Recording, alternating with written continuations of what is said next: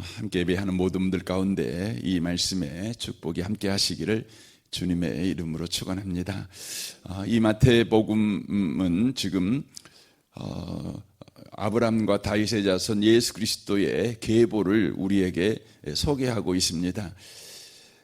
지금 이 계보라는 단어를 쓴 이유는 바로 혈통의 바로 족보를 우리에게 이야기하려고 하는 의도가 아니라 언약의 바로 족보, 언약의 흐름을 바로 이야기하려고 하는 내용이라는 것을 먼저 언급하고 있습니다.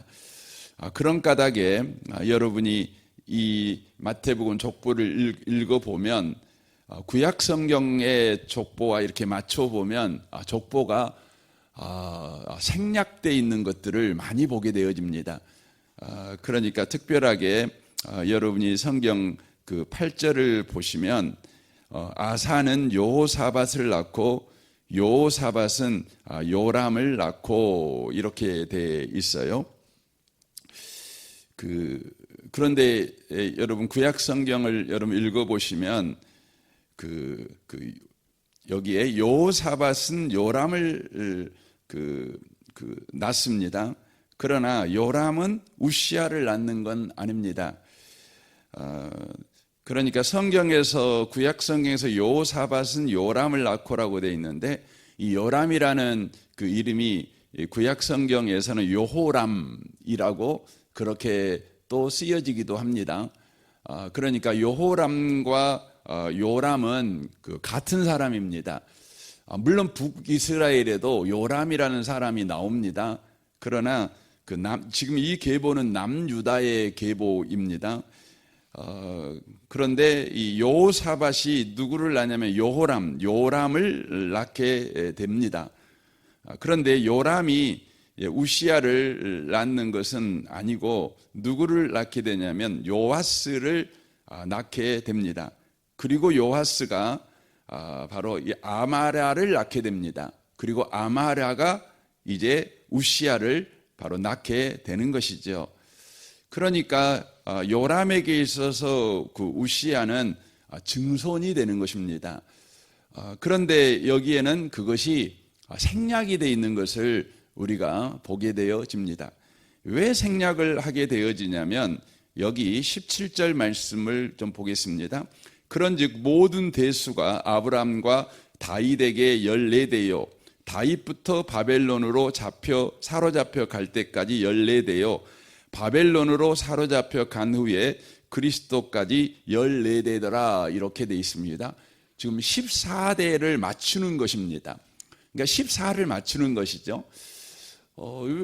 그래서 첫 번째 아브람부터 다윗까지 14대를 마치고 이제 다윗부터 바벨론 이렇게 잡혀가기 전까지 여고냐와 그의 형제를 낳고 거기까지 14대를 마치는 겁니다. 그리고 바벨론 이후부터 예수까지 14대를 이렇게 맞추는 것입니다. 그러니까 마태복음은 그 혈통의 족보를 순서대로 기록하고 있는 것이 아니라 의도적으로 지금 14대를 이렇게 맞춰서 기록하고 있는 것을 우리가 보게 됩니다. 그럼 왜 14대를 이렇게 맞출까요? 그 이유는 바로 예수 그리스도께서 바로 이 땅에 다윗 왕조의 실제적인 왕, 진짜 왕이 예수님이시다. 그리고 그 예수는 다윗 왕의 실제 나라인 하나님 나라의 왕이시다. 이것을 보여주려고 14대를 맞추는 것입니다. 그래서 마태복음의 핵심 주제가 뭐냐면 하나님 나라예요. 하나님 나라. 또 마태복음에서는 천국 이렇게 표현하기도 하지요. 그래서 마태복음에서 가장 많이 언급되어지는 단어가 뭐냐면 하나님 나라, 천국 이렇게 바로 언급이 되는 겁니다. 근데 왜 14대가 다윗 왕을 바로 있는 게 예수님이다 이것을 바로 표현하는 것이냐라고 물어보면 이 히브리어는요, 우리나라는 기역, 니은, 디귿 이렇게 있잖아요. 그러면 이제 우리나라에는 그런 게 없죠. 기역이 1이고 니은이 2고 디귿이 3이고 이런 건 없잖아요. 그런데 이 히브리어는요, 이렇게 히브리어는 자음밖에 없어요. 모음이 없습니다. 근데 자음밖에 없는데 우리 같이 기역, 니은, 디귿에다가 숫자를 붙여요. 숫자를 이렇게 1, 2, 3, 4 이렇게 붙이는 것입니다. 그래서 다윗 그러면 영어로 하면 DVD가 돼요. 그런데 DVD를 여러분 숫자로 보면 다윗이 히브리어로 보면 세 개의 자음으로 쓰는 겁니다. 세 개의 자음으로 쓰는데 D가 히브리어로 보면 4입니다. 그리고 V가 6입니다. 그리고 D가 4지요. 이게 다윗은 영어로 보면 DVD가 돼요. 그러니까 4 더하기 6 더하기 4 그러면 몇입니까? 14지요. 14지요. 그러니까 아브라함부터 다윗까지, 다윗부터 바벨론까지, 바벨론부터 예수까지 이 모든 흐름이 뭐냐? 그러면 다윗에게 하신 약속을 이루어 가시는 거라는 겁니다. 사무엘하 7장에 보면 하나님께서 다윗에게 약속하십니다. 그 약속이 뭡니까? 다윗 왕국이 영원할 거라는 겁니다. 그 약속을 하셔요. 그런데 그 다윗 왕이라고 하는 것이 다만 유대를 통치하는 왕이 아니라 바로 아브라함에게 하신 약속대로, 아브라함에게 하신 약속은요, 이스라엘 민족만 복을 받을 것이다 이렇게 약속한 것이 아니라 창세기 22장 3절에 보면 너로 말미암아 모든 민족이 복을 받을 것이다 이렇게 말씀하셨어요. 그런데 다윗 왕 때는 다윗이 통치한 민족은요, 여러분 유대 민족밖에 없지요. 유대 민족밖에 없죠. 그런데 오늘 본문 마태복음 1장에 보면 아브라함과 다윗의 자손 예수 그리스도의 세계라 이렇게 말씀하시므로 하나님께서 다윗에게 주신 그 왕국의 영역이 다만 유다인들에게만 국한된 것이 아니라 모든 민족에게 바로 해당된다는 것이에요. 그리고 다윗에게 말했던 다윗의 왕조가 영원할 것이다 말한 것은 다윗의 피의 혈통을 받은 자가 영원히 다윗 왕국의 왕이 될 거라는 것을 바로 의미하고 있는 것이 아니라 그 약속을 완성하신, 그래서 아브라함부터 말씀하신 그 예수가 바로 다윗 왕국의 진짜 왕이시다. 그리고 그 진짜 왕이신 예수가 바로 다스리를 통치할 민족은 모든 민족이다. 이걸 이야기를 하는 것이에요. 그러기 위해서 마태복음 그 1장에서 족보가 14대 14대 14대 이렇게 총 42명 이렇게 나오는 것입니다. 그것은 바로 다윗 왕국, 다윗에게 약속하셨던 그 약속이 이루어지는 계보다. 그리고 아브라함을 먼저 이야기하므로 그 왕국의 바로 통치 영역은 다만 유다가 아니라 모든 민족이다. 이것을 바로 이야기를 하고 계신다고 하는 것입니다. 이것을 하나님께서 이루시기 위해서 하나님은 신실하게 역사 가운데, 모든 지구의 역사 가운데 바로 일하셨습니다. 오늘날도 주님은 그렇게 일하고 있습니다. 그래서 저와 여러분이 예수를 믿었다는 것은 뭡니까? 예수가 나의 왕이 되셨다는 것이죠. 그러므로 저와 여러분은 하나님 나라의 백성이라고 하는 것이죠. 그래서 마태복음 1장 아브라함과 다윗의 자손 예수 그리스도의 계보라, 바로 그 하나님의 선언이 오늘날 저와 여러분에게 그대로 성취되어지고 있다는 것을 성경이 바로 이야기를 해주고 있습니다. 저는 그래서 오늘 이 시간에 그 하나님이 얼마나 신실하신지에 관한 이야기를 오늘 족보를 통해서 이야기를 좀 나누려고 합니다. 좀 전에 8절 말씀하고 9절까지 우리가 잠깐 나눴는데 그 부분을 좀 살펴보려고 합니다. 이스라엘이 이제 남유다와 북이스라엘로 나누어지게 됩니다. 남유다는 르호보암이, 북이스라엘은 여르보암이 이제 일대 왕이 되는 것이죠. 그러니까 이제 나누어진 나라의 일대 왕은 남쪽은 르호보암이고 북쪽은 여로보암이 되는 것이죠. 통합 왕조는 여러분 사울 왕이 1대고 다윗 왕이 2대고 그 다음에 솔로몬이 3대가 되는 겁니다. 물론 언약 안에서 보면 통합 왕의 1대가 사울 왕이 아니라 하나님이 버려버렸기 때문에 다윗 왕이 되는 것이죠. 그리고 2대가 솔로몬이 되는 것이죠. 그리고 이제 다윗 왕가로만 보면 3대가 르호보암이 되겠지만 이 르호보암은 바로 남조 유다의 1대 왕이 되는 것입니다. 그리고 여기에 아비야가 나오는데 이 아비야가 2대 왕이 되는 것이에요. 2대 왕입니다. 그리고 3대 왕이 누구냐면 아사입니다. 그리고 4대 왕이 누구냐? 그러면 여호사밧입니다. 여호사밧입니다. 우리나라 역사에서도 조선왕에서도 3대 왕 태종 그리고 4대 왕 세종 이분들이 사실 조선의 기틀을 완전히 이제 마련한 왕 아니겠습니까? 조선 왕조에서 보면 태종과 세종이 가장 위대한 왕들 중에 속한다 이렇게 표현할 수도 있겠지요.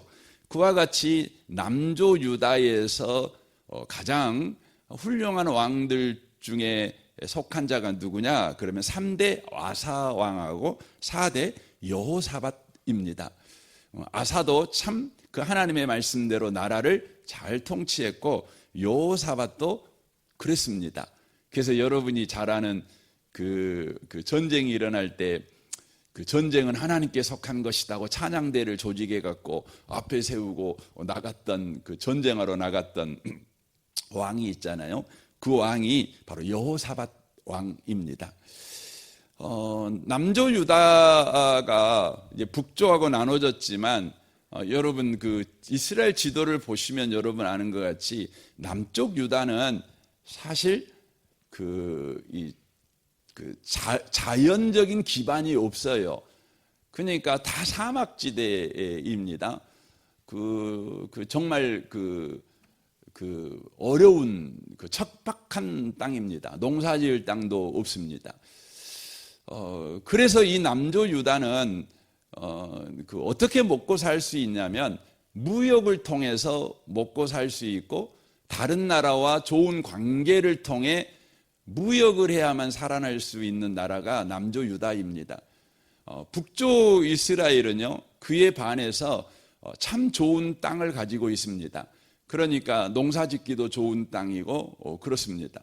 그러나 그것이 북이스라엘에게 어려움을 줍니다. 왜냐하면 주변 강대국들이요 북이스라엘 땅이 좋으니까 맨날 침범해 오는 것이죠. 그래서 어려움을 당하는 것이죠. 그러니까 북조는 애국의 공격을 받아서 어렵고 남조는 스스로 생존할 수 없어서 어려운 그런 지경에 놓여 있습니다. 그런데 이 여호사밧은 나라를 잘 다스려서 나라가 부강하게 되었습니다. 그런데 이 여호사밧이 하나님의 말씀대로 살았지만 그가 큰 잘못을 한 것이 있습니다. 좀 전에 말씀드렸던 것 같이 남조 이스라엘은 바로 무역을 통해서 먹고 살아야 되니까 주변국들과 좋은 관계를 맺어야 돼요. 근데 북이스라엘이 당시 아합 왕이 나라를 다스리고 있었어요. 우리가 볼 때 아합 왕은 나쁜 놈 이렇게만 생각하지만 아합 왕이 북이스라엘 다스렸을 때 그 백성들은 아합 왕을 좋아했습니다. 왜냐하면 그 아버지가 오므리였는데 오므리는 북이스라엘 역사에서 가장 나라를 부강하게 만든 왕 중에 하나입니다. 그의 뒤를 이어 아합 왕도 이렇게 외교 정책을 잘 사용해 갖고요, 나라를 부강하게 만들었어요. 그러니까 남조 유다의 여호사밧 입장에서 보면 먹고 살기 어려운 이 남조가 이제 먹고 살려면 그래도 잘 먹고 잘 사는 북이스라엘과 좋은 관계를 맺는 것이 더 유리했어요. 그리고 북이스라엘을 통해서 아람이나 요즘에 말하면 아시리아나 이렇게 아나톨리 지역으로 이렇게 나가서 무역을 할 수 있죠. 그러니까 여러 부분에서 북이스라엘과 좋은 관계를 가지면 나라가 더 좋을 수 있다는 생각을 했죠. 이 생각을 옛날에 누가 했죠? 솔로몬이 한 것입니다. 솔로몬도 하나님을 잘 믿는 사람이었잖아요. 근데 나라를 더 부강하게 만들기 위해서 이 사람이 어떻게 해야 합니까? 이 주변 국가들과 좋은 관계를 맺기 위해서 혼인 정책을 쓰잖아요. 여호사밧도 혼인 정책을 씁니다. 그래서 아합 왕하고 이세벨 사이에 난 딸이 하나 있었는데 그 딸이 아달랴라는 딸입니다. 그 아달랴라는 딸하고 여호람하고 결혼을 시킵니다. 그래서 여호람, 우리 성경은 요담으로 바로 그 요람으로 나오는데 이 요람이 바로 아합 왕의 바로 사위가 되는 것이죠. 사위가 되는 것입니다. 그리고는 이 여호람이 무슨 짓을 할까요? 뭐 사위니까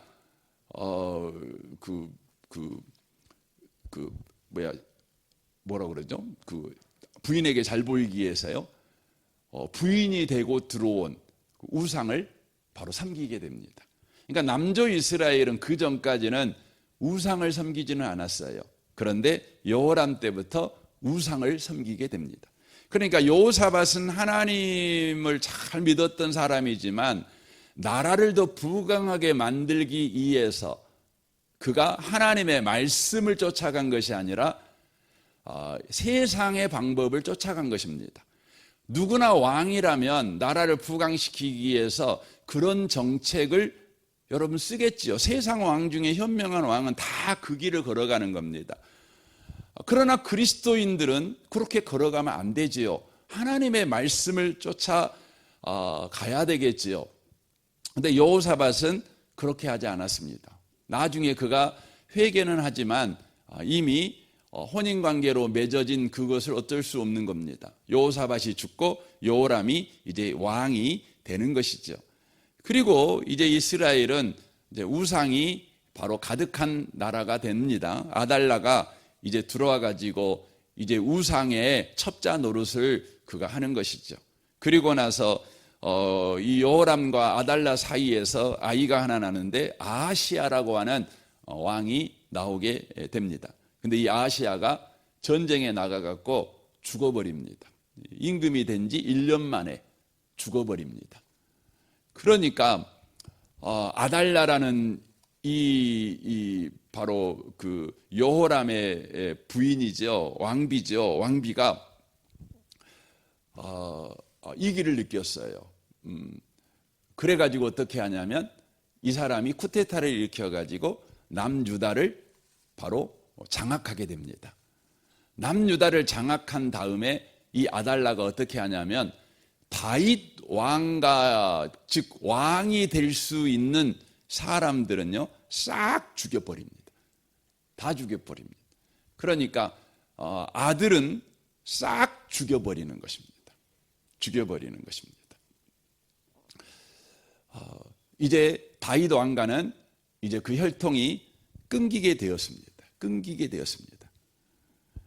그런데 바로 여호람에게 아하시아라는 아들만 있는 것이 아니라 바로 그는 딸이 하나 있었는데 그 딸이 바로 아하시아에게 아들이 하나 있었거든요. 그 아들이 요아스거든요. 그 요아스를 핏덩어리를 몰래 숨깁니다. 그러니까 여러분 지금 제가 막 이름을 막 이야기해서 헷갈릴 수 있는데 보여주면서 이야기가 더 좋으실 건데 그래가지고 이 요아스가 살아남습니다. 딱 한 명이 살아남습니다. 그를 숨겼던 대제사장이 그의 나이 7살 될 때에 다시 반정을 일으킵니다. 그래서 아달랴를 쫓아내고 요아스를 바로 왕으로 앉히게 됩니다. 우리는 그 부분을 볼 때에 왜 그런 일이 일어났을까?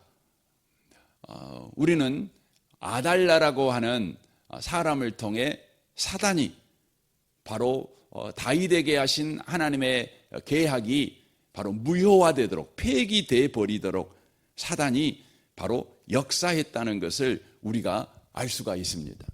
그런데 이 여호사밧이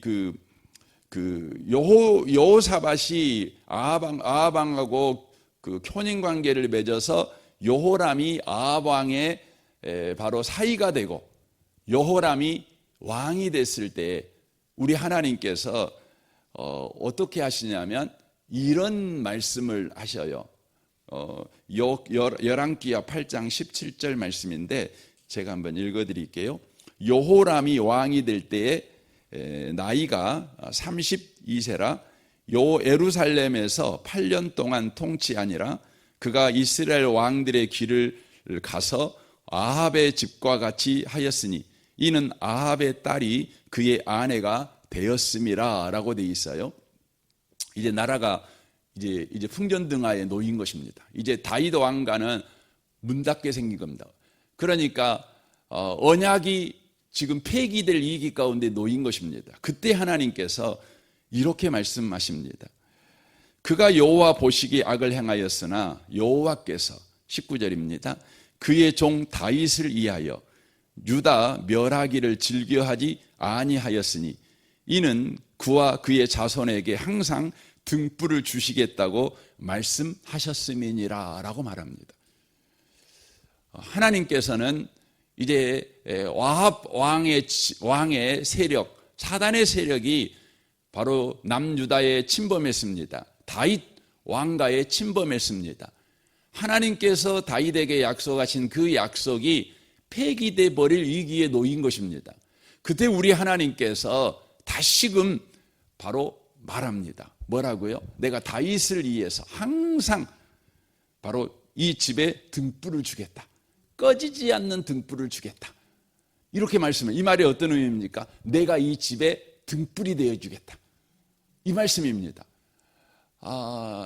사람을 등불로 삼지 않고 하나님이 친히 등불이 되어서 꺼지지 않게 하겠다. 그런 것입니다. 그래서 여러분이 마태복음의 족보를 여러분 읽을 때 되게 여러분이 재미없죠. 읽을 때 지루하죠. 읽을 때 뭔 말인지도 모르겠고 뭐 하려고 이런 걸 써놔가지고 마태복음 첫 장부터 우리를 시험에 들게 하는가 이런 생각을 여러분이 가질 수 있는데 여기 안에는 어마어마한 하나님의 신실하심, 하나님은 약속하신 것을 반드시 지키시는 하나님이시다. 이것을 바로 말씀하고 있다는 것입니다. 사랑하는 성도 여러분, 오늘도 하나님이 여러분과 저의 인생에 등불이 되어주실 것입니다.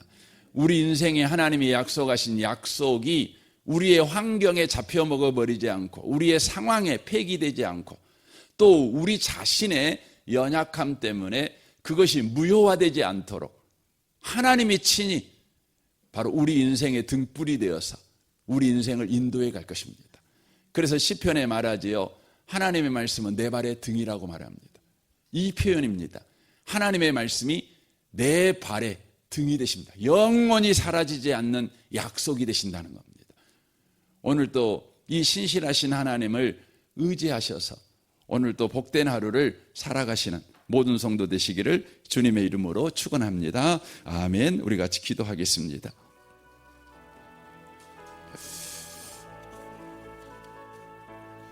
오늘 말씀을 우리 생각하면서 오늘 특별히 여러분이 열왕기하 8장 19절 말씀을 다시 한번 여러분 읽어보십시오. 앞뒤를 읽어보시면 더 잘 이해가 될 거라고 생각합니다. 그렇습니다. 하나님은 항상 등불이 되어주십니다. 아멘입니다.